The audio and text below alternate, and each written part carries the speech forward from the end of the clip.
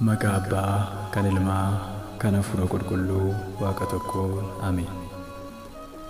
Raajii Abbaa keenya Abuuna Taklaa Hayimaanoot. Kadhannaa fi eebbi isaa dhugumatti bara baraaf nurraa haa buluuti.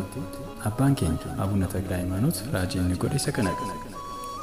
Biyya Dambii jedhamtutti mucaa godhachuuf da'umsaaf yeroo geessutti baay'ee kan dhiphattuu fi baay'ee kan rakkattu dubartiin tokko turte.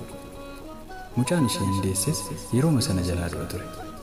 Yeroo da'umsa ishee achitti akka deessuuf erga deesseen boodas mucaan ishee akka jalaa hin duuneef gara monoksoota kawwaalaa deemte. Akkasii sossooggootu kawwaalota monoksoota 3 yoo deemtes ijoolleen ishee 3 jalaa du'an. Bakka deemte hundumaatti duuti mucaa ishee hordofa.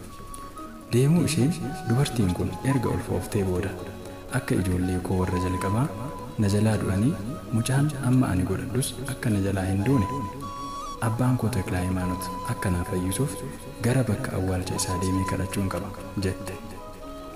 Achis deemtee kawwaala dubartootaa geessee rakkoo ishee irra gahee fi ijoolleen ishee jalaa akka du'an monoksootatti himte.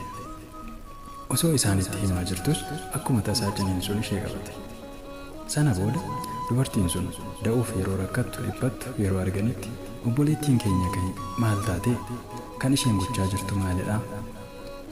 Abbaan keenya Abuuna Taklaa Hayimaanoot gara kawwaala kanaatti erga galee jalqabee nama yaaduu danda'u dhiisiiti horiin bineeldonni illee kawwaala kanatti hin da'an jedhaniin. Kanas erga jedhaniin booda tabba kawwaala dubartootaa irratti ol ishee baasanii ishee boqochiisan. Achittis mucaa durbaa bareedduu taate deesse.